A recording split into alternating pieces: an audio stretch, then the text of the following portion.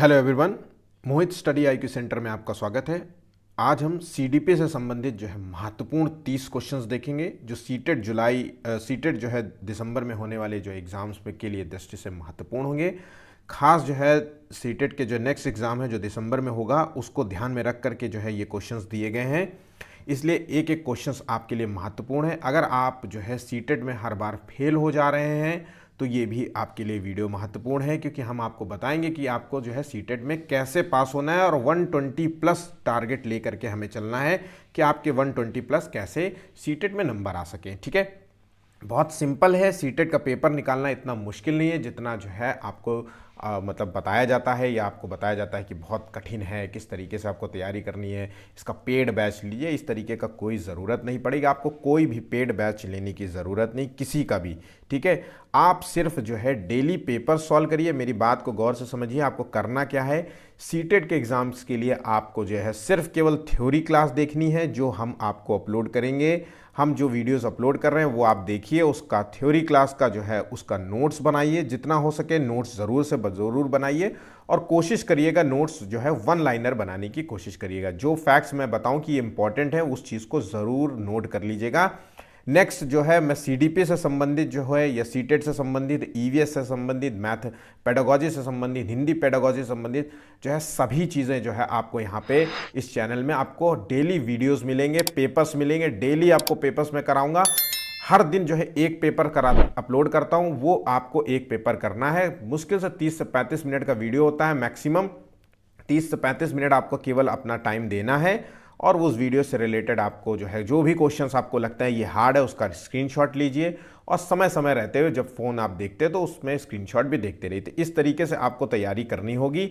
अच्छा, एक इंपॉर्टेंट बात है कि जो ये 30 क्वेश्चन है आज जो सीडीपी में जो 30 क्वेश्चन है या इससे पहले ये आज ये पेपर नंबर जो है 7वां है, ध्यान रखिएगा 7th नंबर का पेपर। इसका मतलब है कि 6 पेपर्स ऑलरेडी अपलोड किए जा चुके हैं, उस पेपर को भी आप ज़रूर से ज़रूर सॉल्व कर लीजिए। ठीक है, अच्छा, जो सीडीपी में जो 30 इंपॉर्टेंट क्वेश्चंस हैं जो मैंने आपने अभी जो दिए हैं वो बहुत इंपॉर्टेंट है। एग्जाम्स में हूबहू क्वेश्चंस दिए जाते हैं, हूबहू आपसे या तो पूछे जाएंगे या तो कुछ माइनर चेंजेस होंगे। मैं आपको वो बता दूंगा क्वेश्चंस के सॉल्व करवाते दौरान कि क्या इंपॉर्टेंट है, इसमें क्या चीज़ें ध्यान रखनी है।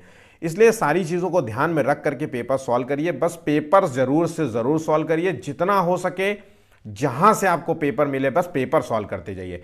पेपर सॉल्व करने से आपका जो है क्वेश्चंस को सॉल्व करने का तरीका जो है समझ में आएगा। और कई बार जो होता है कि क्वेश्चंस हमें समझ में नहीं आता जब तक हम पेपर सॉल्व नहीं करते और उसका आंसर्स नहीं समझ पाते। जब आप धीरे धीरे ऐसा करेंगे, आप 10-20 पेपर सॉल्व कर लेंगे, अपने आप जो है आपका जो है क्वेश्चंस का सॉल्व करने का तरीका और क्वेश्चंस जो है आपके ज़्यादा से ज़्यादा सही होने लगेंगे। ठीक है, तो चलिए वीडियो को शुरू करते हैं। अगर वीडियो आपको पसंद आए, अच्छा लगे, वीडियो को क्वेश्चन समझ में आए जो मैंने आपको बताएं, तो आज का सिर्फ जो टारगेट है वो है 10 लाइक्स का। आपका लाइक्स हमें मोटिवेशन देता है, हम आपको लिए डेली इस प्रकार के वीडियोस लेकर के आते रहेंगे। बस आपको मोटिवेट हमें भी थोड़ा सा करना होता है, क्योंकि हम भी मेहनत करते हैं, आपके लिए वीडियोस लेकर के आते हैं। इसलिए आप जब केवल लाइक करना है, केवल अगर कोई प्रॉब्लम है, कोई वीडियो में कोई कमी है, कोई क्वेश्चंस में कमी है या आपको कुछ और भी जो है कोई और भी चीज़ें चाहिए तो आप हमें कमेंट भी कर सकते हैं। अच्छा, वीडियो को ज़्यादा से ज़्यादा शेयर भी करिएगा ताकि वो आप दोस्तों तक और मैक्सिमम लोगों तक पहुंच सके। पेपर्स बहुत इंपॉर्टेंट होते हैं एग्ज़ाम्स को, तो सबका भला हो, क्या दिक्कत है ना। तो ये सब चीज़ें हैं।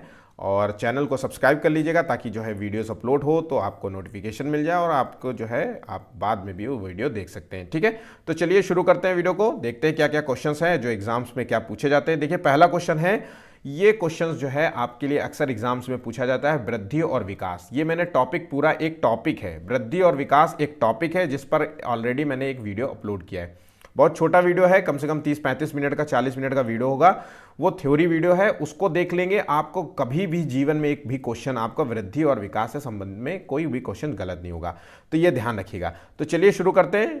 पहला देखिए, बच्चों की लंबाई और वजन में वृद्धि किसका का उदाहरण है। तो यहाँ पे देखिए, बच्चों की लंबाई और वजन में जो वृद्धि का उदाहरण पूछ रहा है। ठीक है, ग्रोथ की बात हो रही है, तो ये मात्रात्मक परिवर्तन का उदाहरण है या गुणात्मक परिवर्तन का उदाहरण है या भावनात्मक परिवर्तन का उदाहरण है या संज्ञानात्मक परिवर्तन का उदाहरण है। तो देखिए, बच्चों की जो लंबाई होती है, वजन होती है, ये लंबाई और वजन को हम माप सकते हैं, है ना। तो माप सकते हैं, तो वो किस मात्रा में बढ़ा है, किस मात्रा में वो नहीं बढ़ा है, इस चीज़ को जान सकते हैं। तो ये उदाहरण है मात्रात्मक परिवर्तन का, ध्यान रखिएगा, मात्रात्मक परिवर्तन का होता है। इसका सही आंसर है ऑप्शन ए। ठीक है, वृद्धि का यहाँ पे जो वृद्धि है, वृद्धि का जो मूल अंतर जो मतलब होता है यहाँ पे शारीरिक।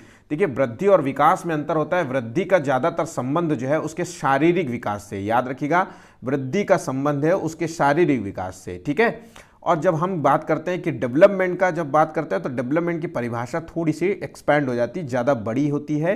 तो विकास का मतलब होता है उसका शारीरिक विकास भी होता है, उसका मानसिक विकास भी होता है ना, उसका भावनात्मक विकास भी होता है ना। ये सारे विकास उसके अंतर्गत आते हैं। उसके नैतिक विकास को भी हम परिभाषा देखते हैं कि बच्चे के अंदर कितना नैतिक विकास हुआ है। तो ये सारी चीज़ विकास के अंदर जो है सभी चीज़ें आती हैं, लेकिन वृद्धि के अंदर एक शारीरिक गुण आते हैं।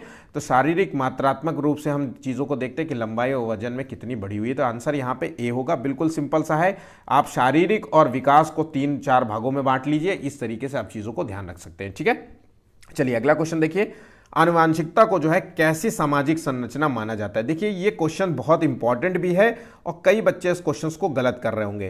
देखिए हम सभी को पता है कि आनुवांशिकता जो होती है वो माता पिता से मिलने वाली, मतलब एक पीढ़ी से दूसरी पीढ़ी में मिलने वाले जो गुण होते हैं उसी को कहते हैं आनुवांशिकता, या फिर इसका दूसरा नाम है वंशानुक्रम, या फिर इसका इंग्लिश में नाम है हेरिडिटी। इन तीनों नामों को आप अपने दिमाग में बिल्कुल याद रखिएगा। आनुवांशिकता का मतलब है उसके माता पिता में जो भी गुण हैं, वो पढ़ने में अच्छे थे तो ये गुण जो है उसके बच्चे में भी आ जाएंगे।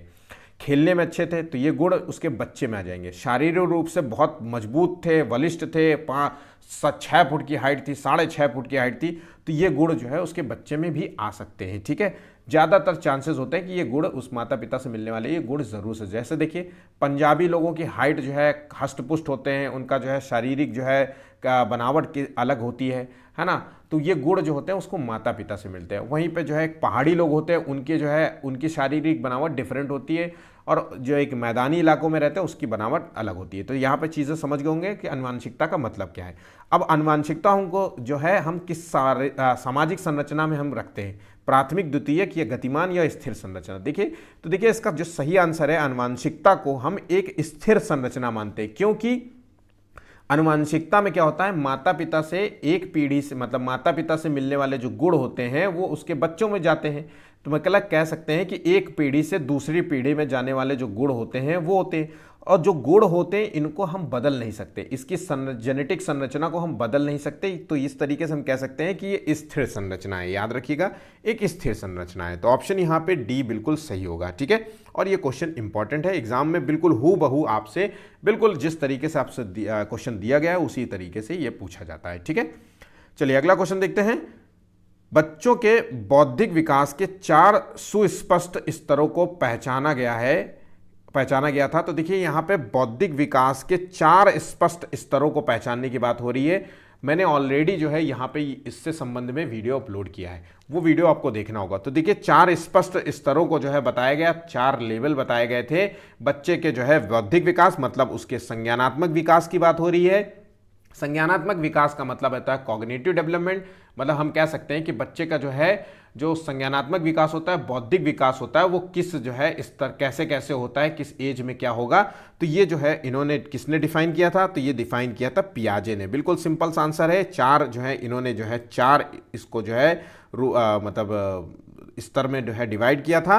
तो इस चीज़ को देखिए, एक पहला जो स्तर था जो है संवेदी परक स्तर था, फिर पूर्व संक्रियात्मक स्तर था दूसरा नंबर, फिर तीसरा था मूर्त संक्रियात्मक अवस्था, फिर चौथा था अनौपचारिक अवस्था या फिर जो है अमूर्त संक्रियात्मक अवस्था। इन चारों अवस्थाओं को डिफाइन कर चुका हूं मैं ऑलरेडी, और बहुत इंपॉर्टेंट है ये टॉपिक, मोस्ट इंपॉर्टेंट की संज्ञा में रखेंगे। इस टॉपिक से आपको 2 से 4 क्वेश्चंस देखने को मिल सकते हैं सीटेट के एग्जाम में, इसलिए इस टॉपिक को कभी भी गलत मत करिएगा। ये टॉपिक ऐसे हैं कि आपको बहुत अच्छे नंबर दिला सकते हैं, क्योंकि हर बच्चा जो है ये टॉपिक तैयार करके जाएगा और किसी भी रूप में ये गलत नहीं करेगा। तो ज़्यादातर बच्चों के जो है अगर 3 क्वेश्चंस भी पूछे गए तो तीनों के तीनों सही करेंगे। तो आपको क्या करना है, सिर्फ केवल आपको मेरा थ्योरी जो है वीडियो मैंने जो अपलोड किया है वो आपको जो है देखना पड़ेगा। इसका जो है लिंक आपको डिस्क्रिप्शन में मिल जाएगा, कमेंट बॉक्स में भी मैं इसका लिंक शेयर कर दूंगा, ठीक है। उसको ज़रूर से ज़रूर देख लीजिएगा। तो चलिए शुरू करते हैं, नेक्स्ट क्वेश्चन की ओर आगे बढ़ते हैं। बच्चे जो है दुनिया के बारे में अपनी समझ का सृजन करते हैं, इसका जो है श्रेय डैश डैश को जाता है। तो देखिए ये कथन है जो किसी मनोवैज्ञानिक ने कहा था। तो पावलोव ने कहा था कि कोलबर्ग ने कहा था, स्किनर ने कहा था या पियाजे ने कहा था। तो देखिए ये जो कथन था, बच्चे दुनिया के बारे में अपनी समझ का सृजन करते हैं, ये कथन था पियाजे। पियाजे ने बच्चे को जो है एक नन्हे वैज्ञानिक के रूप में जो है डिफाइन किया था, नन्हे वैज्ञानिक। इन्होंने इसको कहा था नन्हे वैज्ञानिक, ठीक है। इन्होंने जो है 4 जो है स्टेजेस बताए थे कि बच्चे के जो है संज्ञानात्मक विकास के 4 स्तर होते हैं। किस एज में बच्चा किस तरीके की जो है गुणों को प्रदर्शित करेगा और किस एज में बच्चा कौन से गुण को प्रदर्शित करेगा, सिंपल सा है। तो इस तरीके से उन्होंने कहा था कि बच्चे नन्हे वैज्ञानिक होते हैं, इनके अंदर खोज करने की जो है क्षमता होती है। जैसे जैसे वो एज में बढ़ते जाते हैं, जैसे जैसे वो स्टेप बाय स्टेप आगे बढ़ते जाते हैं, उनकी समझ भी डेवलप होती जाती है, उनका संज्ञानात्मक स्तर भी बढ़ता जाता है, उनके जो है बहुत सारे उनके अंदर चेंजेस आते हैं। वो सभी चीज़ों को इन्होंने पियाजे ने डिफाइन किया था। ये इंपॉर्टेंट क्वेश्चन है, कथन जो है कथन से रिलेटेड क्वेश्चन एक कभी कभी पूछ लिया जाता है, तो ये क्वेश्चन जो है बहुत इंपॉर्टेंट है आपके लिए, ठीक है। चलिए आगे बढ़ते हैं अगले क्वेश्चन की ओर। पियाजे के संज्ञानात्मक विकास के चरणों के अनुसार इंद्रिय गामक संवेद जिसे कहते हैं, या तो ये नाम आ जाता है, पहला ये अवस्था है, ध्यान रखिएगा, जिसे कहते हैं संवेदी प्रेरक अवस्था। ये किससे के साथ संबंधित है, तो यहाँ पे देखिए संवेदी प्रेरक अवस्था में मतलब जो पियाजे की जो 4 अवस्थाएं थी, 4 चरण जो थे, संज्ञानात्मक विकास के 4 चरणों को जो डिफाइन किया था पियाजे ने, उसमें से ये पहला जो है चरण था, जिसे कहते हैं संवेदी प्रेरक जो है चरण कहते हैं, सेंसोरी मोटर स्टेज कहते हैं। और इस मोटर स्टेज में बच्चा क्या करता है, तो देखिए यहाँ पे जो है किससे संबंधित है, तो देखिए इसका जो सही आंसर है वह है अनुकरण, स्मृति और मानसिक निरूपण। यहाँ पे सही आंसर होगा ऑप्शन ए। अब बहुत इंपॉर्टेंट है, इसको स्क्रीनशॉट जरूर ले लीजिएगा, या फिर आप अपने नोट्स बना रहे हैं तो इसको जरूर से जरूर नोट कर लीजिएगा, ठीक है। चलिए आगे बढ़ते हैं अगले क्वेश्चन की ओर। जीन पियाजे के सिद्धांत का प्रमुख जो है प्रस्ताव है कि बच्चों की सोच वयस्कों से बेहतर होती है, या बच्चों की सोच मात्रात्मक रूप में वयस्कों से भिन्न होती है, या बच्चों की जो सोच होती है वो गुणात्मक रूप में वयस्कों से भिन्न होती है, या बच्चों की सोच जो है वयस्कों से निम्न होती है। तो देखिए इसका सही आंसर क्या है, तो यहाँ पे जो है बच्चों की जो सोच होती है वो गुण के रूप में वयस्कों से अलग होती है, बच्चों की मात्रात्मक रूप से नहीं होती है। यहाँ पे ध्यान रखिएगा, है ना, ये गुणों के रूप में अलग होती है। ऑप्शन यहाँ पे सी होगा सही आंसर, ठीक है। चलिए अगला क्वेश्चन देखते हैं। नवीन जानकारी को शामिल करने के लिए वर्तमान अवधारणा में बदलाव की प्रक्रिया क्या कहलाती है। तो देखिए नवीन जानकारी को शामिल करने के लिए वर्तमान अवधारणा में बदलाव की प्रक्रिया क्या कहलाती है, तो इसको कहते हैं आत्मसातकरण। देखिए ऑप्शन है यहाँ पे बी होगा इसका सही आंसर, और बहुत बहुत इंपॉर्टेंट क्वेश्चन है, मोस्ट इंपॉर्टेंट क्वेश्चन है, सीटेट में कई बार ये क्वेश्चन पूछा गया है, तो ध्यान रखिएगा आत्मसातकरण इसे कहा जाता है, ठीक है। चलिए आगे बढ़ते हैं अगले क्वेश्चन की ओर। एक औसत बुद्धि वाला जो बच्चा होता है, यदि भाषा को पढ़ने, ध्यान रखिएगा औसत बुद्धि वाला बच्चा, ठीक है, जो जिसका IQ होता है 90 से 110 के बीच में, ठीक है, ये सामान्य बुद्धि का वाला व्यक्ति होता है, या औसत बुद्धि के कह सकते हैं। तो बच्चा यदि भाषा को पढ़ने और समझने में कठिनाई प्रदर्शित करता है, तो ये संकेत देता है कि बच्चा डैश डैश का लक्षण प्रदर्शित कर रहा है। तो देखिए इसका जो सही आंसर है, पठन अक्षमता इसे कहेंगे, या फिर लेखन अक्षमता कहेंगे, या गणितीय अक्षमता कहेंगे, या गति समन्वय जो है अक्षमता कहेंगे। देखिए ये जो नाम लिखा हुआ है डिसलेक्सिया, ये साइंटिफिक नेम है, वैज्ञानिक नाम है, ये नाम आपको जरूर से ज़रूर याद रखना है, इसको बिल्कुल भी मत भूलिएगा। तो इसका जो सही आंसर है, जिसमें कहते हैं भाषा को पढ़ने में जो है अक्षम होता है, बच्चे को भाषा पढ़ने में दिक्कत होती है, अगर उसको कुछ लिख दो, जैसे ये हमने लिख दिया कमल, अब वो इस चीज़ को पढ़ नहीं पाएगा, ठीक है, उस चीज़ को समझ नहीं पाता है ना। इंग्लिश में अगर कोई चीज़ लिख दो तो 100 को कुछ भी वो पढ़ेगा, तो इस तरीके से उसको कठिनाई होती है, तो इसे कहते हैं पठन अक्षमता। यहाँ पे देखिए हिंदी में लिखा हुआ है पठन अक्षमता, क्षमता जिसकी ना हो पढ़ने में उसे कहते हैं पठन अक्षमता। और लेखन में अक्षमता होता है, जिसे कहते हैं लिखने में अक्षम हो, जो बच्चा लिखने में दिक्कत होती हो। और गणितीय अक्षमता में जिसको कैलकुलेशन में दिक्कत होती हो, 2+2 कितना हुआ, जैसे कहा कि आपके पास बेटा 5 टॉफ़ियाँ हैं, अगर आपने 2 टॉफ़ी खा ली तो आपके पास कितनी बची, तो इस तरीके की गणना करने में जो है बच्चे को कठिनाई होती है, ठीक है। गति समन्वय में जो है गति जो है दूरी को नापने में दिक्कत होती है कि किस दूरी से क्या चीज़ आ रही है, जैसे आपने उसको बच्चे को बॉल फेंकी तो वो कैच करने में जो है पहले से दिक्कत हो जाती है, वो पहले से ही जो है रिएक्ट करने लगता है और बॉल छूट जाती है, या बहुत देर बाद रिएक्ट करता है कि बॉल छूट चुकी होती है। तो ये चीज़ों को ध्यान रखिएगा। तो इसका जो सही आंसर है वो है डिसलेक्सिया, ठीक है। इस चीज़ को बिल्कुल भी कंफ्यूज मत होइएगा। ये एक बच्चे को जो है लिखावट में दिक्कत, मतलब लिखने में भी दिक्कत होती है, पढ़ने में भी दिक्कत होती है, इस चीज़ को ध्यान रखिएगा। लेखन अक्षमता में लिखने में दिक्कत होती है और पढ़ने में जो है होती है डिसलेक्सिया। ठीक है, अगला क्वेश्चन देखिए, सुरेश जो है सामान्य रूप से एक शांत कमरे में अकेले पढ़ना चाहता है। देखिए, एक शांत कमरे में बच्चा बैठा हुआ है, वो उसका मन है अकेले पढ़ना, जबकि मदन नाम का एक बच्चा है जो बच्चा ग्रुप में पढ़ता है, अपने दोस्तों के साथ पढ़ना चाहता है। उनके डैश डैश में भिन्नता के कारण है। तो देखिए, उसके जो है डैश डैश में किस चीज़ के भिन्नता का कारण है, तो देखिए मूल्य या अभिक्षमता या अधिगम शैली या परावर्तकता जो है स्तर। तो देखिए, इसका जो सही आंसर है वो है अधिगम शैली। दोनों के बच्चों के पढ़ने के तरीके में जो है अंतर है। एक बच्चा अकेले पढ़ के जो है ध्यान उस लगा करके पढ़ लेता है और एक बच्चा ग्रुप में पढ़ता है, एक दूसरे से डिस्कस करके पढ़ता है। तो इन दोनों के जो है पढ़ाई करने के तरीके में जो है जिसे कहते हैं हम अधिगम शैली। ठीक है, तो यहाँ पे जो आंसर होगा वो ऑप्शन सी होगा और इंपॉर्टेंट क्वेश्चन है, एग्जाम में कई बार ये पूछा गया है। ठीक है, अगला क्वेश्चन देखिए, निम्नलिखित में से कौन सा संरचनात्मक से संबंधित है। तो देखिए, यहाँ पे जो संरचनात्मक से संबंधित है मतलब क्रिएटिविटी से संबंधित है, कौन सा जो है, तो यहाँ पे जो ऑप्शन है अपसारी चिंतन, अभिसारी चिंतन, सामवेगिक चिंतन या अहमवादी चिंतन। तो देखिए, इसका जो सही आंसर है बहुत बहुत इंपॉर्टेंट है, ये टर्म आपको बिल्कुल याद रखना है। तो जो संरचनात्मक रूप से जो है संबंधित है, जो आपका आइडियोलॉजी मतलब जो बच्चा जो है किस तरीके की सोच वाला बच्चा जो है क्रिएटिव माइंडेड होगा, तो संरचनात्मक मतलब है क्रिएटिविटी से जो है संबंध रखता है। तो इसकी बात कह रहे हैं अगर हम क्रिएटिविटी की, तो इसका जो सही आंसर है वो है अपसारी चिंतन। इसका हम दूसरा नाम अगर हम कह दें तो आउट ऑफ द बॉक्स सोचना। देखिए, आउट ऑफ कई बार होता है आउट ऑफ द बॉक्स, इसको कह सकते हैं। ठीक है, ये इसका उदाहरण हो सकता है।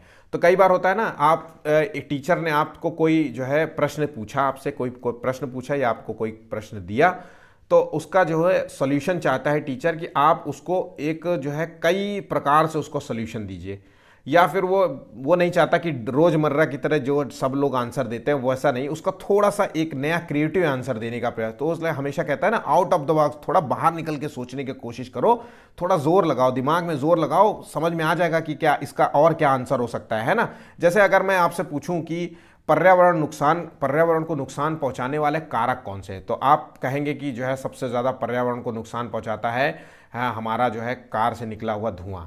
ठीक है, तो फिर मैं आपसे कहूँगा आउट ऑफ द बॉक्स और सोचो और क्या कारण हो सकता है। तो आप कहेंगे कि कार से निकलने वाले धुएं के साथ साथ जो कारखानों से निकलने वाला धुआं होता है वो भी पर्यावरण को नुकसान पहुंचाता है। फिर मैं आपसे कहूँगा और सोचो और बताओ। तो आप कहेंगे अच्छा सर, जो है पेड़ पौधों को काट देने से भी जो है पर्यावरण को नुकसान होता है। ठीक है, फिर मैं कहूँगा और बताओ। तो इस तरीके आप कहेंगे जो है नॉइज़ पॉल्यूशन ज़्यादा फैलता है तो उससे भी पर्यावरण को कहीं ना कहीं नुकसान होता है। फिर मैं कहूँगा और बताओ, तो आप कहेंगे सर जो है, तो इस तरीके से बहुत सारे जो है इंडस्ट्रियल जो है वेस्ट होता है वो नदियों में डालने से भी पर्यावरण को नुकसान होता है ना। या फिर जो है मलमूत्र को जो है आप देखिए कि जो है गंगा नदी के आसपास जो है कितना जो है गंदगी पड़ी रहती है, या फिर नदी नालों का जो है पूरा गंदगी, सीवर का पानी सब वहीं छोड़ दिया जाता है। तो ये इस तरीके की चीज़ों को जो है आउट ऑफ द बॉक्स कहा जाता है। तो अपसारी चिंतन इसी को कहते हैं, ऑप्शन ए है, बहुत बहुत इंपॉर्टेंट है। अभिसारी चिंतन मतलब किसी क्वेश्चन का केवल एक आंसर देना। आमतौर पे अभिसारी चिंतन वाले क्वेश्चन होते हैं ऑब्जेक्टिव टाइप, ये इंपॉर्टेंट है, हाँ ये ध्यान रखिएगा। ऑब्जेक्टिव टाइप क्वेश्चंस जो होते हैं जिसके एक क्वेश्चन पूछा गया, ये देखिए अब 4 क्वेश्चन है, इसमें अब कोई भी मैंने 4 में से केवल आपको एक आंसर सही चुनना है। तो ये संरचनात्मक क्वेश्चन का उदाहरण नहीं है, ये अभिसारी चिंतन का उदाहरण है, अभिसारी टाइप के क्वेश्चंस का उदाहरण है। अभिसारी चिंतन में होता है जब आपसे मैं पूछूं पर्यावरण को नुकसान पहुंचाने वाले जो है कारकों के बारे में जो है वर्णन कीजिए, तो आप देखिए सब बच्चों के आंसर अलग अलग होंगे, कुछ का जो है कुछ एक्स्ट्रा ऑर्डिनरी टाइप के होंगे, कुछ के क्वेश्चंस कॉमन होंगे, कुछ अलग अलग टाइप के, सबकी भाषा शैली अलग होगी, सबके लिखने का तरीका अलग होगा, सबके विचार भी उसमें अलग अलग होंगे। तो ये टाइप के जो क्वेश्चंस होते हैं अपसारी चिंतन कहलाते हैं, ये क्रिएटिव माइंडेड टाइप के क्वेश्चंस होते हैं। यहाँ पे बात समझ गए होंगे, इनको कह सकते हैं सब्जेक्टिव टाइप क्वेश्चन। यहाँ पे अपसारी वाला होता है, ये ऑब्जेक्टिव टाइप क्वेश्चन होता है। ठीक है, चलिए अगला क्वेश्चन देखते हैं। बच्चे तब जो है सर्वाधिक सृजनशील होते हैं जब किसी गतिविधि में वो भाग लेते हैं, है ना। तो बच्चे सबसे ज़्यादा सृजनशील कब होते हैं? जब वो शिक्षक उन्हें डांट से बचने के लिए वो किसी गतिविधि में भाग लेते हैं, या दूसरे के सामने अच्छा बनने का जो है दबाव रहता है उनका, तब वो भाग लेते हैं, या अपनी रुचि से किसी कार्यक्रम में या किसी एरिया ऑफ इंटरेस्ट में जो है किसी भी खेल में या किसी गतिविधि में भाग लेते हैं। तो देखिए इसका जो सही आंसर है वो है ऑप्शन सी है। आपको देखिए बच्चे का जब इंटरेस्ट होता है किसी कार्य को करने में, जैसे बच्चे को पढ़ने में इंटरेस्ट है और वो अपने आप पढ़ाई करेगा बैठ करके, ठीक है, तो वो अच्छे तरीके से पढ़े क्योंकि उसकी पढ़ाई में रुचि है। बच्चे को खेलने में रुचि है, खेल में भी किस चीज़ के खेल में रुचि है, अगर बच्चा क्रिकेट खेलना चाहता है तो और आप उसे बैडमिंटन खेलने के लिए इंटरेस्ट जगाएंगे तो वो बच्चा कहीं ना कहीं उसका इंटरेस्ट नहीं होगा, तो उसको मन नहीं लगेगा और बच्चा जो है क्रिएटिव नहीं हो पाएगा और वो चीज़ों को उस तरीके से जो है अच्छे तरीके से एंजॉय भी नहीं कर पाएगा और उसको 100% भी नहीं दे पाएगा। तो एरिया ऑफ इंटरेस्ट का अगर उसका होगा, है ना, तो वो चीज़ें जो है अच्छे तरीके से कर पाएगा। यहाँ पे ऑप्शन सी होगा। पुरस्कार के लिए तो बिल्कुल भी मत लगा दीजिएगा, क्योंकि किसी भी स्वार्थ के लिए टीचर कोई पुरस्कार देगा, देखिए पुरस्कार के लिए वो सृजनशील हो सकता है, कुछ टाइम के लिए वो इन्वॉल्व हो सकता है, लेकिन क्या होता है पुरस्कार बच्चे के अंदर लालच पैदा करेगा और धीरे धीरे वो जो है उसका एरिया ऑफ इंटरेस्ट भी खत्म कर देगा कि अरे यार मैं छोड़ो, मेरा मन नहीं, मैं तो हमेशा जीत ही जाता हूँ। और धीरे धीरे देखिए जैसे ओवर कॉन्फिडेंट हो जाते हैं ना, आपने कई बार जो है पिक्चर देखी होगी या कई बार ऐसी चीज़ें देखी होंगी कि वो हमेशा जीतता है और फिर वो प्रैक्टिस करना धीरे धीरे छोड़ देता है, अब वो क्या सब मैं कर लूँगा, फिर धीरे धीरे वो हारने लग जाता है। जैसे आपने देखी होगी एक पिक्चर दंगल में जो पहले उसका फादर सिखाता है ना, वो लड़की जो दो लड़कियां होती हैं आमिर खान की, और वो आमिर खान पहले दोनों बच्चियों को सिखाता है, फिर वो बच्चियां जो है वो ट्रेनिंग सेंटर में चली जाती है तो उसको लगता है कि मेरे जो सर होते हैं वो बहुत अच्छा सिखाते हैं। हाँ, वो धीरे धीरे कॉन्फिडेंस लूज़ करती जाती है और वो तरीके जो है गलत होते जा रहे हैं और फिर वो हार ही जाती है। अंत में जो है उसको फिर से वैसे ही टाइम को फॉलो करना पड़ता है, उसी पापा के जो बनाए हुए नियमों को फॉलो करना पड़ता है। तो ये चीज़ें हैं यहाँ पर, समझ गए होंगे। चलिए अगला क्वेश्चन देखते हैं। एक बच्ची कहती है कि धूप में कपड़े जल्दी सूख जाते हैं, वह डैश डैश की समझ को प्रदर्शित कर रही है। ये एग्जाम में क्वेश्चन कई बार मैंने देखा है, तो ध्यान रखिएगा ये क्वेश्चन बिल्कुल नॉर्मल सा क्वेश्चन है कि धूप में बच्चे ने देख रखा है कि धूप में कपड़े जल्दी सूख जाते हैं और जब धूप नहीं होती तो कपड़े नहीं सूखते। उसने देखा कि बारिश के मौसम में कपड़े नहीं सूखते, उसने देखा होगा कि ठंडी के मौसम में कपड़े नहीं सूखते, लेकिन जिस दिन धूप पीक में होती है, बिल्कुल पसीना छूट रहा होता है, उस दिन गर्मी जब होती है तो बहुत जल्दी कपड़े सूख जाते हैं।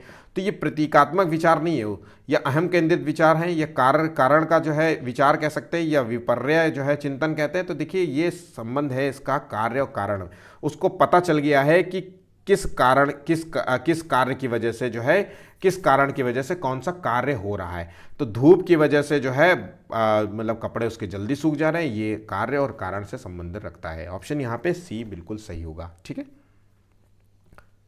नेक्स्ट क्वेश्चन देखिए। किसी प्रगतिशील कक्षा की व्यवस्था में शिक्षक एक ऐसी वातावरण को उपलब्ध कराकर अधिगम को सुगम बनाता है। तो देखिए ऑप्शन देखिए, जो खोज को प्रोत्साहित देता है, नियामक है, समावेशन को हतोत्साहित करता है, तो हतोत्साहित करता है तो बिल्कुल भी काट दीजिए। आवृत्ति को बढ़ावा देता है, जो बिल्कुल मतलब उसके इंटेंस को बढ़ावा दे रहा है। आवृत्ति मतलब शारीरिक, बिल्कुल एकदम से जो है कि आज मैं यही कर डालूंगा आज, तो इस तरीके से। तो देखिए एक प्रगतिशील कक्षा की व्यवस्था जो होती है उसमें एक टीचर का जो ऐसे वातावरण मतलब उपलब्ध कराता है बच्चों के लिए जो उसके अंदर जो है खोज को प्रोत्साहन दे, ठीक है। तो यहाँ पे आंसर जो होगा वो ऑप्शन ए बिल्कुल सही होगा। एक टीचर का काम होता है कि वो बच्चे के अंदर प्रोत्साहन जगाए पढ़ने का, है ना, वो उस कार्यस्थल में ले जाने का कोशिश करे, वो भ्रमण विधि से पढ़ाए, उसके अंदर जो है क्वेश्चनिंग वाली आदत डेवलप करे कि ताकि वो टीचर जो है बच्चा जो है टीचर से क्वेश्चन करे, बच्चों से क्वेश्चन करे, है ना, खोज को प्रोत्साहित करे कि उसके अंदर जो है अपसारी चिंतन के जो है मतलब गुण डेवलप करे, ना कि अभिसारी चिंतन वाले। ये सारी चीज़ें होनी ज़रूरी हैं। तो ऑप्शन यहाँ पे ए जो है, 4 ऑप्शंस में ए बिल्कुल सही है, आंसर है, ठीक है। नेक्स्ट क्वेश्चन देखिए, कोलबर्ग ने प्रस्तुत किए थे, देखिए बहुत इंपॉर्टेंट है, मैंने 2 दिन पहले ही 3 दिन पहले ही जो है ये टॉपिक अपलोड किया है, आपको लिंक मिल जाएगा। सारे लिंक जो है इससे संबंध में आपको सभी लिंक आपको कमेंट में और डिस्क्रिप्शन में आपको मिल जाएगा, वहाँ से ज़रूर ये वीडियो देखिएगा। थ्योरी वीडियो मैंने अपलोड किया है और इससे बेहतर वीडियो आपको नहीं मिलेगा, मैं आपको फिर से कह रहा हूँ। थ्योरी है, PDF वाला पूरा वीडियो है, आपको बहुत आसान होगा और उसके नोट्स बना लेंगे तो आप बिल्कुल भी कभी भी कोई क्वेश्चन गलत नहीं करेंगे। तो कोलबर्ग ने, हम सभी को पता है कि कोलबर्ग ने जो नियम दिए थे वो नैतिक विकास के चरण दिए थे। इसके अंतर्गत इन्होंने जो है 3 चरण जो है बताए थे, और 3 चरणों के अंदर जो है एक तरीके से जैसे ये मान लीजिए 1 2 और 3, और उसके बाद इन्होंने हर 3 जो है चरणों में जो है इसके जो है 2 जो है सब थे, तो इन सभी चीज़ों को याद करना पड़ेगा आपको। ठीक है, तो ध्यान रखिएगा, इसको कहते हैं प्री कन्वेंशनल लेवल। पहला जो चरण था इन्होंने जो दिया था वो प्री कन्वेंशनल लेवल, फिर दूसरा था कन्वेंशनल लेवल, तीसरा था पोस्ट कन्वेंशनल लेवल। ठीक है, कोलबर्ग ने जो दिया था वो है नैतिक विकास का चरण।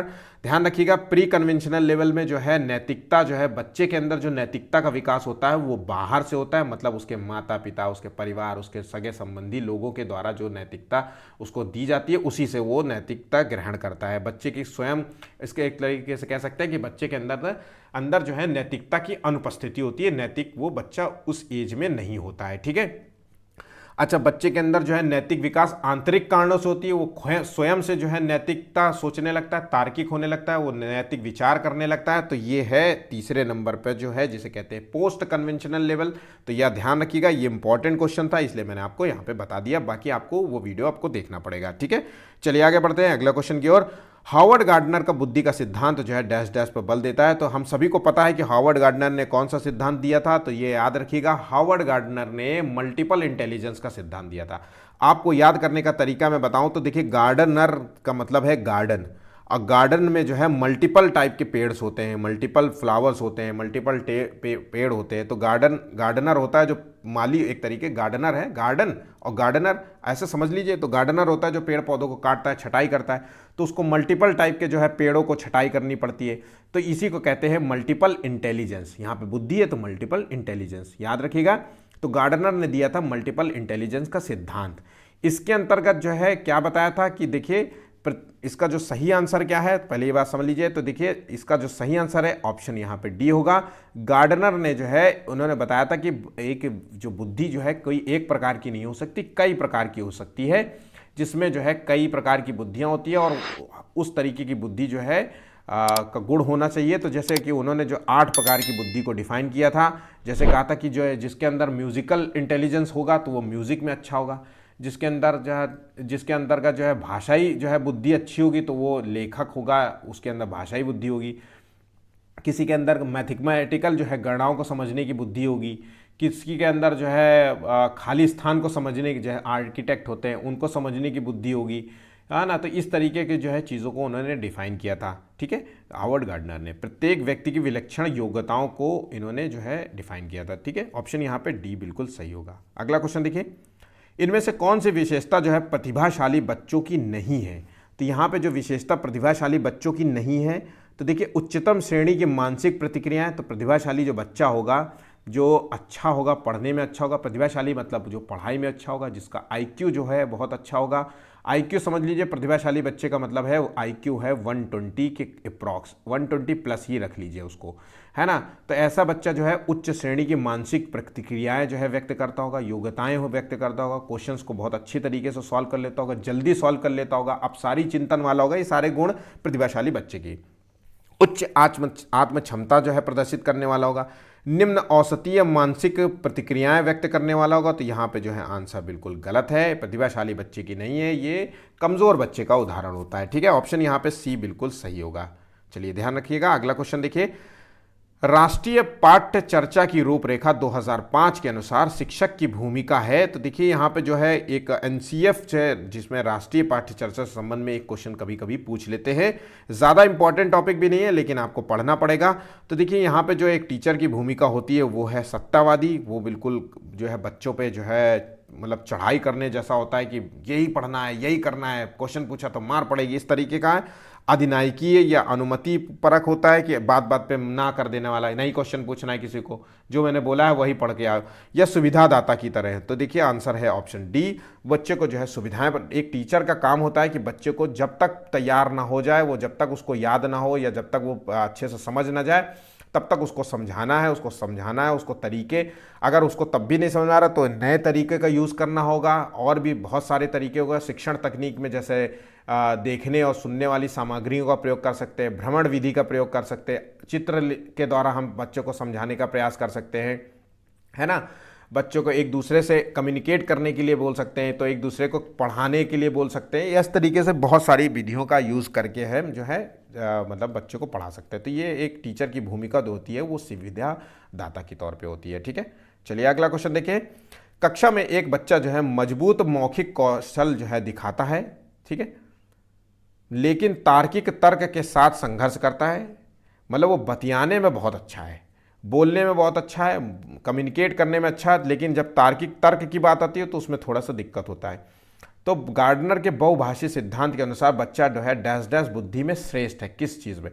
तो मैंने आपको बताया था गार्डनर ने जो दिया था मल्टीपल इंटेलिजेंस का सिद्धांत दिया था, और उसके अंतर्गत उन्होंने 8 प्रकार की बुद्धि को डिफाइन किया था। संगीत वाला व्यक्ति जो है संगीत में अच्छा होगा, पर यहाँ पे मौखिक कौशल की बात कर रहे हैं, मतलब एक बच्चा जो है भाषाई में अच्छा है, तो ऑप्शन यहाँ पे सी है। वो गणित में गणितीय होगा, तार्किक वाला होगा तो गणित में अच्छा होगा। ठीक है, यहाँ पे भाषाई कौशल को जो है प्रदर्शित कर रहा है। ऑप्शन यहाँ पे 18 का जो है बी होगा। ठीक है, क्योंकि भाषाई कौशल में जो है जिसको बच्चे की भाषा में पकड़ अच्छी होगी, वो कविताओं को लिखने में अच्छा होगा, उसको कुछ भी लिखने के लिए दे दो बहुत तेज़ी से लिख लेगा, है ना। लेकिन गणित में जो है उसको दिक्कत होगी। यहाँ पे श्रेष्ठता की बात हो रही, तो इसलिए भाषाई कौशल को अंतर्गत इसको रखेंगे। बहुत सारे बच्चे इसको सी लॉक कर रहे होंगे, सी सही कर रहे होंगे, बल्कि सी आंसर बिल्कुल भी नहीं सही होगा। इसको पलट दीजिए कि जब बच्चा जो है तार्किक तर्क करने में बहुत अच्छा है, गणितीय तर्क करने में बहुत अच्छा है, लेकिन मौखिक कौशल में जो है वो कमज़ोर है, तब आप इसका आंसर लगाएंगे सी। ठीक है, नेक्स्ट क्वेश्चन देखिए। कथन 1 है कि वाइगोत्स्की ने जो है संज्ञानात्मक विकास में सामाजिक संपर्क की भूमिका को जोर दिया था। कथन 2 है कि वाइगोत्स्की के अनुसार जो है सीखना तभी होता है जब शिक्षार्थी स्वतंत्र रूप से नई जानकारी की खोज करता है। तो देखिए, तो ये वाइगोत्स्की एक इंपॉर्टेंट टॉपिक है जहां से आपको 2 से 3 क्वेश्चंस यहां पे भी देखने को मिल सकते हैं, तो बहुत इंपॉर्टेंट है। मैंने ऑलरेडी पहले भी वीडियो अपलोड किया, वो जा करके आप देख सकते हैं, जिसका लिंक आपको डिस्क्रिप्शन में मिल जाएगा। ठीक है, तो देखिए वाइगोत्स्की ने जो संज्ञानात्मक विकास का सिद्धांत में जो बताया था, उन्होंने कहा था कि बच्चे का जो संज्ञानात्मक विकास है वो सामाजिक और सांस्कृतिक रूप से दोनों के परस्पर अंतःक्रिया से होगा। मतलब समाज में रह करके बच्चा परस्पर सामाजिक और सांस्कृतिक अंतःक्रिया करके एक दूसरे से कम्युनिकेट करके, एक पड़ोस में माता पिता से लेकर के दूसरे संगे संबंधियों से बातचीत करेगा, उनके सांस्कृतिक क्रियाकलापों में, उनके सांस्कृतिक जो है मतलब त्योहारों में जो है जाएगा, उनके जो है त्यौहार देखेगा, उनमें जो है तो इस इंजॉय करेगा। तो इस तरीके से जो है बच्चे का संज्ञानात्मक विकास होगा। तो ये कथन तो बिल्कुल सही है। दूसरा कथन देख लेते हैं। वाइगोत्स्की के अनुसार जो है सीखना तभी होता है जब शिक्षार्थी स्वतंत्र रूप से नई जानकारी की खोज करता है। तो देखिए यहाँ पे जो आंसर है वो है ये दूसरा जो है आंसर, ये कथन गलत है। ऑप्शन यहाँ पे बिल्कुल सी सही होगा।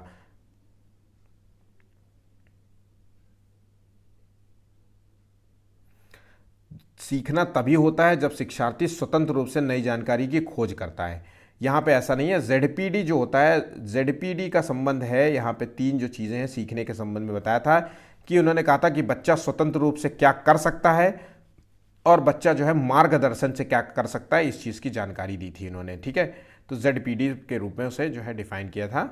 तो ये चीज़ को ध्यान रखिएगा। ये जो है ऑप्शन कथन 2 गलत है। ऑप्शन यहाँ पे सी बिल्कुल सही होगा। ठीक है, नेक्स्ट क्वेश्चन देखिए। रामा एक शिक्षिका है जो वाइगोत्स्की के सिद्धांत को अपनी कक्षा में लागू कर रही है। वाइगोत्स्की के सिद्धांत का क्या मतलब है कि संज्ञानात्मक विकास में सामाजिक और सांस्कृतिक पहलुओं को इन्होंने महत्वपूर्ण माना था। मतलब सामाजिक रूप से बातचीत करने को उन्होंने प्रोत्साहित किया, सांस्कृतिक पहलुओं को, एक दूसरे का भाईचारा टाइप का होता है ना, ईद भी मनाओ और दिवाली भी मनाओ, गणेश चतुर्थी भी मनाओ, ये सारे जो है कुछ पर्व जो होते हैं एक दूसरे के, वो सब मनाओ और एक दूसरे के सहयोग करो। इस तरीके की चीज़ों को जो है वो लागू कर रही है क्लास में।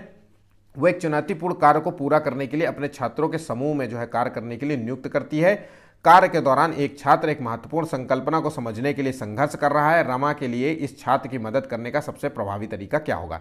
तो देखिए ये बहुत इंपॉर्टेंट क्वेश्चन है, बहुत बड़ा सा है, लेकिन समझने के लिए काफ़ी है कि ये जो है क्या कहना चाह रहा है। तो देखिए छात्र को एक अलग कार्य सौंप देंगे, उसको मतलब एक तरीके से अलग कर देंगे, उसको उस ग्रुप से ही अलग कर दिया, तो ये चीज़ तो बिल्कुल भी नहीं होनी चाहिए। ठीक है, छात्र के साथ समस्या पर काम करें, समूह के अन्य सदस्यों को शामिल करते हुए आवश्यकता अनुसार मार्गदर्शन करें और प्रतिपुष्टि प्रदान करें। तो बिल्कुल सही बात है। अगर किसी बच्चे को कोई किसी चीज़ में कोई दिक्कत हो रही है तो मदद यही होगा कि उस बच्चे को जो है मदद दें, टेम्परेरी हेल्प करें, है ना। स्कैफोल्डिंग में यही होता है ना, जैसे बच्चा कोई कार्य करता है उसको दिक्कत हो रही है, जैसे हमने आपसे एक छोटे बच्चे से कहा कि बेटा ए से जेड तक जो है अल्फ़ाबेट सुनाओ, तो बच्चे ने ABCD सुनाना शुरू किया, जैसे उसने कहा ABC और C के बाद मान लीजिए वो भूल गया, तो टीचर की भूमिका यही होनी चाहिए कि बेटा C के बाद आता है D, what comes after C के बाद आएगा D, क्या आएगा D, तो बच्चा बोलेगा D, तो फिर वो बोलेगा EFGH, फिर वो कुछ भूलेगा, फिर आपको बताना होगा। इस तरीके से उसकी मदद कर सकते हैं और मार्गदर्शन कर सकते हैं, या फिर छात्रों की समस्या का उत्तर प्रदान कर दें ताकि समूह आगे बढ़ जाए, तुरंत बता दिया और आगे आगे बढ़ो। तो ठीक है, तो यहाँ पे आंसर जो होगा वो ऑप्शन बी होगा। बहुत बड़ा सा, देखिए कितना बड़ा क्वेश्चन दिया गया है, पर इसकी देखिए कितना बड़ा क्वेश्चन है, यहाँ पे पूरा बड़ा सा क्वेश्चन दिया है, लेकिन उसकी महत्वता बिल्कुल भी नहीं है। क्वेश्चन भी एक नॉर्मल सी चीज़ में समझ जाएगा। अगर किसी को पता है कि वाइगोस्की का क्वेश्चन पूछ रहा है तो मतलब है आप वाइगोस्की को पढ़ते ही जो है वो समझ जाएगा कि जो है इसमें कहना क्या चाह रहा है, ऑप्शन पूरा क्वेश्चन भी नहीं पढ़ने की ज़रूरत पड़ेगी। चलिए अगला नेक्स्ट क्वेश्चन देखते हैं। शिक्षार्थी जो है अधिगम प्रक्रिया में व्यस्त और सक्रिय रूप से शामिल महसूस करते हैं जब जो है गतिविधियां उनके संदर्भ से संबंधित होती है। ऑब्वियसली देखिए एक जो है स्टूडेंट्स जो होते हैं जब कुछ सीखते हैं, जब कुछ पढ़ते हैं, अगर जो भी क्लासरूम में गतिविधियां हैं उनके संदर्भ से संबंध में हो तो वो जो है सक्रिय रूप से जो है उससे जुड़ जाते हैं, उसमें रुचि लेते हैं, उसमें इंटरेस्ट लेते हैं, उसमें जो है उसमें ज़्यादा से ज़्यादा सोचने का प्रयास करते हैं, है ना। तो ऐसी चीज़ें जो है बच्चे के संज्ञानात्मक विकास के लिए बहुत ज़रूरी होती है, ध्यान रखिएगा। तो गतिविधियां उनके संदर्भ से संबंध में हो, ना कि उसमें रटने का बल देता हो, या फिर उनमें सामाजिक भावनात्मक आवश्यकताओं की उपेक्षा की जा रही हो, या पूर्व ज्ञान को जो है पृथक करती हो और नकारा जा रहा हो, कि मतलब जो भी पहले वो सीख करके जो भी आए उनके पास जो भी नॉलेज हो उस सबको नकार दो, तो ये भी चीज़ें नहीं होती है। यहाँ पे आंसर होगा ऑप्शन ए, ठीक है। बहुत इंपॉर्टेंट क्वेश्चन है, कई बार ये क्वेश्चन पूछा गया है, फिर से मैं कहूँगा ध्यान रखिएगा। चोम्स्की के अनुसार जो है कौन सा कथन जो है सही है, तो देखिए चोम्स्की ने जो सिद्धांत दिया था कौन सा दिया था, तो इस चीज़ को भी देखना है, सभी चीज़ें देखनी है। तो चोम्स्की में बहुत कॉमन सा क्वेश्चन है, इन्होंने भाषा के संबंध में अपनी बात कही थी, तो देखिए इसका जो सही आंसर है, बच्चों में जो है भाषा सीखने की जो क्षमता होती है जन्मजात होती है। तो ध्यान रखिएगा, बस ये लाइन आपको बिल्कुल रटना है। चोम्स्की के अनुसार जो है बच्चों में जो है भाषा सीखने की क्षमता जन्मजात होती है, वो बचपन से ही ये क्षमता गुण लेकर के पैदा होते हैं, और जैसे जैसे उनके जो है मानसिक विकास बढ़ता जाता है, संज्ञानात्मक विकास बढ़ता जाता है, वैसे वैसे वो बहुभाषी, पहले देखिए बहुभाषी बच्चे होते हैं, और जैसे जैसे वो आगे बढ़ते जाते हैं वो 1 से 2 भाषाओं में जो है महारत हासिल करने की क्षमता रखते हैं, ठीक है। इसलिए हम कह सकते हैं कि बच्चे में जो जन्मजात क्षमता होती है भाषा सीखने की, ठीक है। इनका जो सिद्धांत होता है वो नेटिविस्ट जो है सिद्धांत पर आधारित होता है। कई बार क्वेश्चन आता है कि जो चोम्स्की का जो सिद्धांत है वो किस सिद्धांत पर आधारित है, तो ये याद कर लीजिएगा आप, या किसी कॉपी पे नोट कर लीजिएगा। इनका जो सिद्धांत है वो नेटिविस्ट जो है सिद्धांत पर आधारित है, ठीक है। चलिए आगे बढ़ते हैं अगले क्वेश्चन की ओर। शिक्षा मनोविज्ञान जो है मनोविज्ञान की वो शाखा है जो शिक्षण एवं अधिगम से संबंधित है। ये परिभाषा किसकी है, ये परिभाषा आपको जो है बस केवल याद रखनी है। एग्जाम में बहुत कम पूछा जाता है क्वेश्चन, लेकिन फिर भी आपको जो है एक बार नोट कर लीजिए, क्या पता पूछ ले, क्या मतलब है, ये पूछा गया है, इसलिए मैं कह रहा हूँ। शिक्षा मनोविज्ञान की वो शाखा है जहाँ पे शिक्षण एवं अधिगम से संबंध रखा जाता है। इसकी परिभाषा जो दी थी स्किनर ने। ऑप्शन यहाँ पे ए बिल्कुल सही होगा, ठीक है। अगला क्वेश्चन देखते हैं।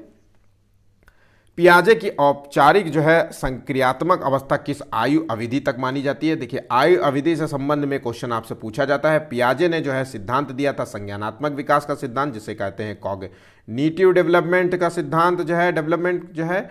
इसके अंतर्गत इन्होंने 4 जो है चरण जो है डिफाइन किए थे। 4 चरण के नाम आपको याद रखने, बिल्कुल रटने हैं, क्योंकि 4 चरण में से एक चरण है औपचारिक संक्रियात्मक अवस्था, जिसे कहते हैं ये चौथा चरण है। ध्यान रखिएगा ये चौथा चरण है, और चौथा चरण जो है ये होता है 11 वर्ष से 15 वर्ष की ओर। तो ऑप्शन यहाँ पे डी बिल्कुल सही होगा, ठीक है। चलिए आगे बढ़ते हैं अगले क्वेश्चन की ओर। गर्भ में बालक को विकसित होने में कितने दिन लगता है। ये क्वेश्चन एक कॉमन सा क्वेश्चन है जो कि यूपी टेट का फेवरेट क्वेश्चन है। चाहे वो अदर स्टेट का कोई भी स्टेट का जो टेट एग्जाम होता है, ये एग्जाम में ज़रूर से ज़रूर आपको पूछा जाएगा। सुपर टेट अगर होता है तो वो आपसे भी पूछा जाएगा। सी टेट में एक कॉमन क्वेश्चन है जो एग्जाम में अक्सर पूछ लिया जाता है, ठीक है। तो ध्यान रखिएगा गर्भ में जो है बच्चे का जो है विकसित होने में कितने दिन लगते हैं। तो यहाँ पे जो सही आंसर है, यहाँ डेज पूछ रहा है, तो 228 डेज लगते हैं यहाँ पे, ठीक है। अगर आपसे पूछा जाए कितने वीक लगते हैं, तो इसको जो है 7 से डिवाइड 7 7 चौक 28, 40 वीक लगते हैं, याद रखिएगा 40 वीक लगते हैं इस चीज़ को, ठीक है। और 40 वीक मतलब एक महीने में अगर देखिए जाए तो 4 होता है, 4 वीक होते हैं, ठीक है।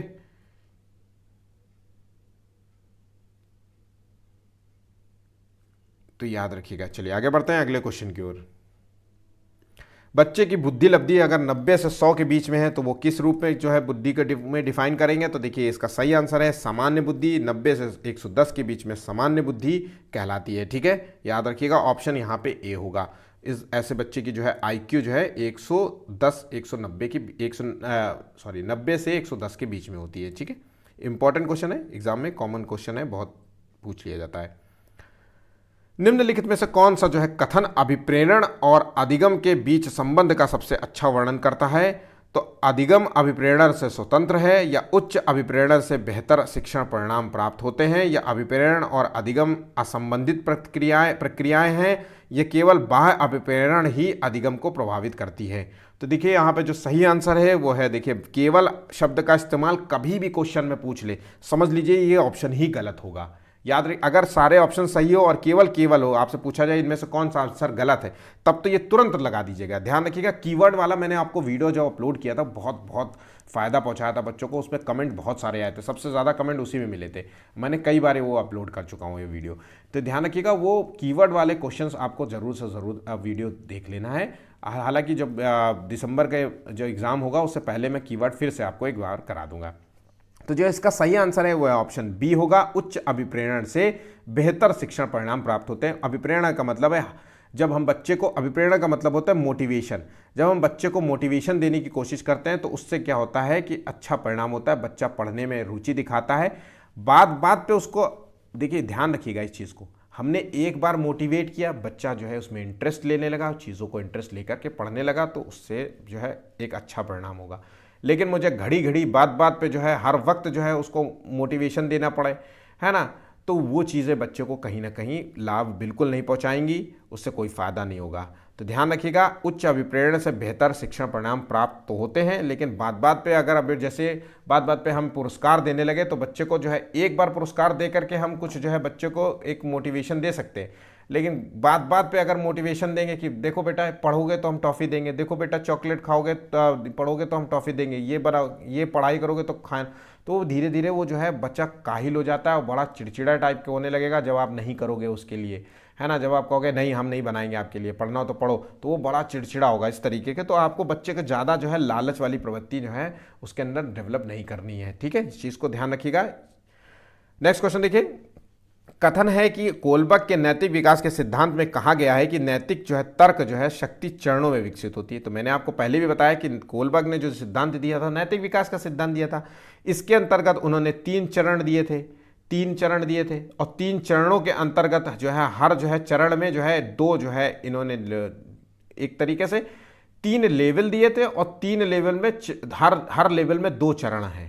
तो इस तरीके से जो है एक हम कह सकते हैं कि बच्चे के अंदर जो है 2 2 4 2 6 चरण होंगे, है ना, और जो है 3 जो है लेवल होंगे। तो इस चीज़ को ध्यान रखिएगा। मेरा प्रीवियस वाला वीडियो, पुराना वीडियो जरूर देखिएगा, इससे 2-3 वीडियो पहले ही आपको मिल जाएगा। आप मेरी प्लेलिस्ट में जाइएगा, आपको वहाँ पे मिल जाएगा थ्योरी वीडियो की क्लास में। ये बात तो बिल्कुल सही है, ठीक है। तो यहाँ पे आंसर तो यहाँ पे सही होता है 28वें का ए। अब देखते हैं इसका कारण क्या है। कोलबर्ग के अनुसार जो है पूर्व पारंपरिक चरण में बच्चे जो है अपने नैतिक विकास बाहरी परिणामों के कारण जो है, तो मैंने आपको पहले बताया था कोलबर्ग ने जो है 3 जो है लेवल है, और 3 लेवल में मतलब pre conventional level, conventional level, post conventional level है। प्री कन्वेंशनल लेवल को कहते हैं पूर्व पारंपरिक चरण, कन्वेंशनल लेवल को कहते हैं पारंपरिक चरण, और पोस्ट कन्वेंशनल लेवल को कहते हैं उत्तर पारंपरिक चरण, ठीक है। तो ये तीनों को नाम याद रख लीजिएगा। पूर्व पारंपरिक चरण में जो बच्चा होता है उसके अंदर जो नैतिकता, यहाँ चूंकि नैतिकता की बात हो रही, तो बच्चे के अंदर जो नैतिक विकास होता है वो बाहर से मिलता है, उसके माता पिता द्वारा मिलता है। तो बच्चे के अंदर जो नैतिक विकास का जो है विकास होता है वो बाह्य कारणों से होता है। बच्चे के अंदर जो है नैतिकता की अनुपस्थिति होती है, मतलब नैतिकता जो है बच्चे के अंदर नहीं पाई जाती है ना। जब उसके माता पिता उसको सिखाएंगे, उसको अच्छी बातें बताएंगे, उसके जो है सगे संबंधी उसको अच्छी बातें सिखाएंगे, तब वो उसके अंदर नैतिकता आएगी। जो भी उसके सगे संबंधी, उसके माता पिता जो भी बच्चों को बातें सिखाएंगे वही उसको नैतिकता समझ करके वो ग्रहण करेगा, उसी तरीके से वो बिहेव करेगा। तो यहाँ पे जो है पॉइंट जो है सही बोल रहा है। तो यहाँ पे जो आंसर है वो ए और दोनों सही है और इसकी व्याख्या भी कर पा रहे हैं, तो ऑप्शन यहाँ पे ए बिल्कुल सही होगा। ठीक है, नेक्स्ट क्वेश्चन देखते हैं।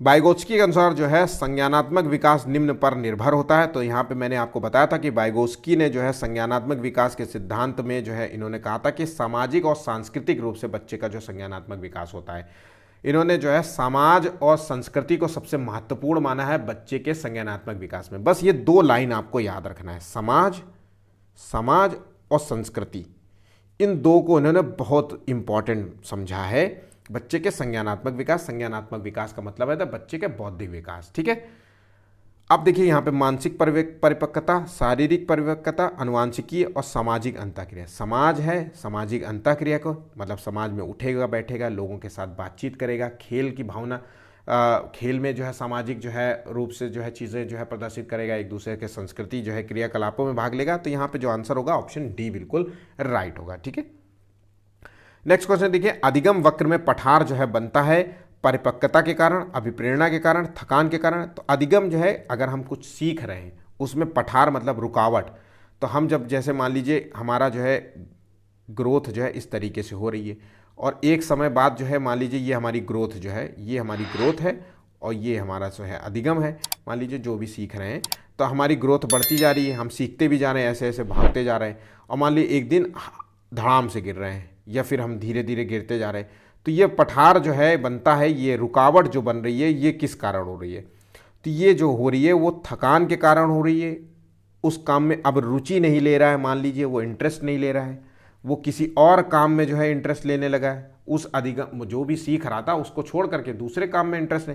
तो ये कई कारण हो सकते हैं, तो ध्यान रखिएगा, बस आपको समझना है कि वो क्या हो सकता है। तो यहाँ पे जो 30 क्वेश्चंस थे वो बहुत इंपॉर्टेंट है, एग्जाम को दृष्टि में ध्यान में रख करके क्वेश्चंस दिए गए हैं। इन सभी क्वेश्चंस को अगर आपने देखा है अभी तक तो ये क्वेश्चंस आपके लिए महत्वपूर्ण है। बहुत सारे क्वेश्चंस जो है आपको नहीं आते होंगे, उसका जो है नोट्स बनाइए, उसका स्क्रीनशॉट ले लीजिए, समय रहते समय समय पर जो है उस स्क्रीनशॉट को देखते रहिए। अगर वीडियो पसंद आया तो प्लीज़ जो वीडियो का जो टारगेट है वो है 10 लाइक्स का, आप लाइक्स हमें दीजिएगा, हमें मोटिवेशन मिलेगा। कल का वीडियो जो है वो आपको हिंदी पेडागॉजी से संबंध में आपको मिलेगा। कल का वीडियो हिंदी पेडागॉजी है, बहुत इंपॉर्टेंट क्वेश्चंस बनाए हैं मैंने, बहुत खास आपके लिए है, बहुत डिस्क्राइब करके मैं समझाऊंगा पेपर को बहुत अच्छे तरीके से।